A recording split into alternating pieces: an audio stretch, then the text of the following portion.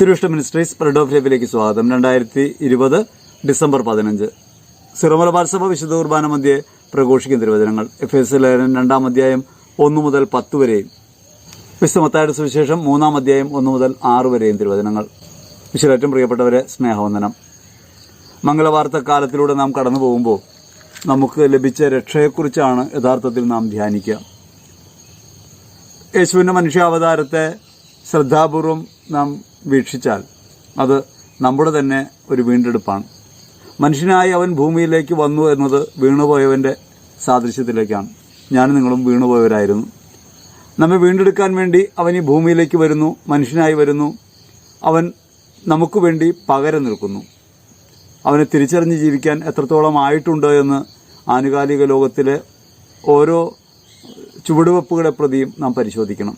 എത്രത്തോളം അവനോടൊപ്പം സഞ്ചരിക്കാൻ കഴിയുന്നുണ്ട്, എത്രത്തോളം അവൻ അകമയെന്ന സത്യബോധം നിലനിൽക്കുന്നുണ്ട്, എത്രത്തോളം അവനിലാണെന്ന ബോധ്യത്തോടെ ജീവിക്കുന്നുണ്ട്, എത്രത്തോളം അവരിൽ ക്രിസ്തുവിനെ കണ്ടുമുട്ടാനായിട്ട് നമുക്ക് കഴിയുന്നുണ്ട്. ഗൗരവമായി നാം ചിന്തിക്കേണ്ട വിഷയമാണ്. സുവിശേഷത്തിൽ സ്നാപകന്റെ വിളിച്ചു പറയലാണ് നാം കേൾക്കുക. മാനസാന്തരപ്പെടുവിൻ, സ്വർഗരാജ്യം സമീപിച്ചിരിക്കുന്നു. മാനസാന്തരപ്പെടുവിൻ, സ്വർഗരാജ്യം സമീപിച്ചിരിക്കുന്നു എന്ന് പറയാൻ സ്നാപകൻ മുന്നൊരുക്കമായി വെട്ടുക്കിളിയും കാട്ടുതേനും ഭക്ഷിക്കുന്നു, അല്ലെങ്കിൽ തോൽവാർ ധരിക്കുന്നു, മരുഭൂമിയിൽ വസിക്കുന്നു. നിസ്വനായൊരുവനായി ജീവിതം ഉപേക്ഷിച്ചൊരുവനായി നിന്നുകൊണ്ടാണ് സ്നാപകൻ പറയുന്നത് മാനസാന്തരപ്പെടുവിൻ. ലോകത്തിന്റെ ചര്യകളിലൂടെ കടന്നുപോയിക്കൊണ്ടല്ല, ആനുകാലിക ലോകത്തിന്റെ താല്പര്യങ്ങൾക്കകത്ത് ജീവിച്ചുകൊണ്ട് ഒരിക്കലും ക്രിസ്തുവിനെ പ്രഘോഷിക്കാൻ കഴിയില്ല എന്നൊരു കാര്യമാണ് വചനം പറയുക. ഈ ലോകവുമായി ഗാഢബന്ധം പുലർത്തുന്ന ഒരാൾക്ക്, ഈ ലോകത്തിൽ ആമഗ്നനാകുന്ന ഒരാൾക്ക് ഈ ലോകത്ത് നിന്ന് പിന്തിരിഞ്ഞു പോകാനായി ഒരാൾ പറയാൻ കഴിയില്ല. യഥാർത്ഥത്തിൽ പാപം എന്ന് പറയുമ്പോൾ നാം ചിന്തിച്ചു വച്ചിട്ടുള്ള, കണക്കുകൂട്ടി വെച്ചിട്ടുള്ള കുറേ ധാരണകൾ നമുക്കുണ്ട്. വളരെ ലളിതമായി സഭ പഠിപ്പിക്കുന്നുണ്ട് ക്രിസ്തുവിനോടുള്ള സ്നേഹത്തിന് വിരുദ്ധമായ, ക്രമവിരുദ്ധമായ സ്നേഹം. ലോകത്തോടുള്ള താല്പര്യത്തെക്കുറിച്ചാണ് പറയുക. ഈ താല്പര്യത്തിൽ എത്രത്തോളം മുങ്ങിപ്പോയിട്ടുണ്ട് നമ്മളെന്ന് പരിശോധിച്ച് നോക്കേണ്ടതാണ്. ക്രിസ്തു നമ്മെ വിമോചിപ്പിക്കാൻ വേണ്ടി തൻ്റെ സ്ഥാനത്ത് നിന്നും ഇറങ്ങി വന്നതുപോലെ ലോകത്തിൻ്റെ താല്പര്യങ്ങളിൽ നിന്ന് വിമോചിതരായി മുൻപോട്ട് പോകാൻ എനിക്ക് നിങ്ങൾക്കും കഴിയേണ്ടതുണ്ട്. നാം കഴിയില്ലെന്ന് പറയാൻ സാധ്യമല്ല. കാരണം നാം രക്ഷിക്കപ്പെട്ടവരാണ്, വിശ്വാസം വഴി കൃപയാൽ വിമോചിതരായവർ. എഫേസ്യർ ലേഖനം അത് പറയുന്നുണ്ട്. നമ്മുടെ കഴിവുകൊണ്ടല്ല, ദൈവദാനമായി വിമോചനം ലഭിച്ചവരാണ് നമ്മൾ. ക്രിസ്തു നമുക്ക് വേണ്ടി കുരിശിൽ മരിക്കുകയും അവൻ്റെ രക്തം കൊണ്ട് നമ്മെ വീണ്ടെടുക്കുകയും ചെയ്തു. അതുകൊണ്ട് രക്ഷ ദൈവികദാനമാണ്. ആ ദൈവികദാനം ലഭിച്ചവരാണ് നമ്മൾ, തിരിച്ചറിഞ്ഞവരാണ് നമ്മൾ. മാമോദീസ വഴി ആത്മാവിൻ്റെ സമൃദ്ധിയിൽ പങ്കുകാരായവർ. നമുക്ക് നിഷേധിച്ച് പറയാൻ സാധ്യമല്ല. ക്രിസ്തുവിനെ അനുഗമിക്കാനായിട്ട് ഇനി തടസ്സം എന്തുണ്ട് എന്ന് ചോദിച്ചാൽ അതിലിത്രയേ ഉള്ളൂ, മനസ്സ് വയ്ക്കുക എന്നൊരു കാര്യം മാത്രമേ ഉള്ളൂ. എത്രത്തോളം തമ്പുരാന്റെ പക്ഷത്തേക്ക് നിൽക്കാൻ വേണ്ടി ലോകത്തിന്റെ താല്പര്യങ്ങളിൽ നിന്ന് അകന്നു നിൽക്കാമെന്ന് ഹൃദയം കൊണ്ട് തീരുമാനിക്കുന്നുവോ അത്രത്തോളം അത് സാധ്യമാകുമെന്ന് വചനം നമ്മെ ഓർമ്മിപ്പിക്കുന്നുണ്ട്. മനസ്സ് വെച്ചാൽ നിനക്കത് കഴിയും.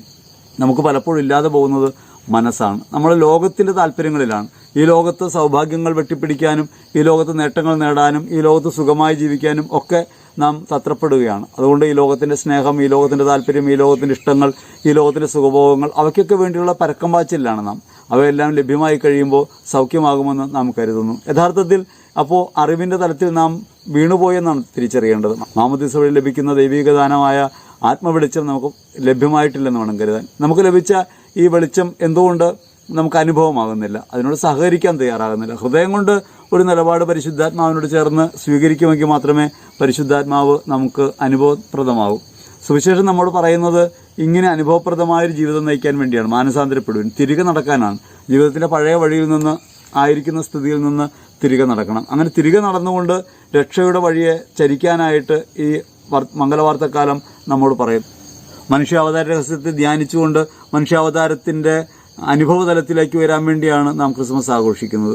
ക്രിസ്തുവിനെ ജീവിതത്തിനകത്ത് അനുഭവിക്കാനാണ്. പുറത്തൊരു പുൽത്തൊട്ടിൽ കെട്ടി അവിടെ ക്രിസ്തുവിനെ വെച്ച് ആ ക്രിസ്തുവിനെ വണങ്ങാൻ വേണ്ടിയല്ല, അകത്തുള്ള ഒരുവനെ തിരിച്ചറിയാനാണ്. ഇങ്ങനെ ഒരുവൻ അകമേ വസിക്കുന്നുണ്ട്, എനിക്ക് വേണ്ടി പകരം മരിച്ച് എൻ്റെ അകത്ത് ജീവിക്കുന്ന ഒരുവൻ. അവൻ എനിക്ക് വേണ്ടി മരിച്ചു, എന്നിൽ ജീവിക്കുന്നു. ഞാൻ ഈ ലോകത്തിന് മരിച്ച് അവനിൽ ജീവിക്കാൻ വിളിക്കപ്പെടുകയും ചെയ്യുന്നു. ഈ ഒരു ബോധ്യം നിലനിൽക്കുന്ന ഒരു വിശ്വാസ പ്രതലത്തിലാണ് നാം നമ്മുടെ ജീവിതത്തെ പരിശോധിക്കേണ്ടത്. ഇങ്ങനെ ഒരു സാധ്യത നമ്മുടെ അകമയുണ്ട്. അകമേ ക്രിസ്തുവുണ്ട്, ആത്മാവുണ്ട്. ആ ആത്മാവിൻ്റെ പ്രകാശത്തിനകത്ത് ക്രിസ്തുവിനെ അനുഭവിച്ച് ലോകമായയെ മറികടക്കാനായിട്ട് എനിക്ക് നിങ്ങൾക്കും കഴിയണം. ജീവിതത്തിൻ്റെ പരിപരുത്ത യാഥാർത്ഥ്യങ്ങൾ നമ്മുടെ മുമ്പിൽ വരുന്നുണ്ട്. കഷ്ടതയും ക്ലേശവും ഞെരുക്കവും സഹനവും ഒക്കെ ആയിട്ട് വരുന്നുണ്ട്. അവയെല്ലാം ക്രിസ്തുവിനെ പ്രതി നേരിടാനും ലോകത്തിൽ ക്രിസ്തുവിനെ വെളിപ്പെടുത്തുന്നവരായി ജീവിക്കാനും എനിക്ക് നിങ്ങൾക്കും കഴിയണം. ഒന്ന്, ഈ നോമ്പുകാലത്ത് ക്രിസ്തുവിനെ ആത്മാവിൽ അനുഭവിക്കുന്നവരായി, നമ്മുടെ ജീവിതത്തിൽ അനുഭവിക്കുന്നവരായി നമുക്ക് മാറാൻ കഴിയണം. 2, നമ്മുടെ ജീവിതം കൊണ്ട് മറ്റുള്ളവർക്ക് ക്രിസ്തുവിനെ അനുഭവപ്പെടുത്താനും കഴിയണം.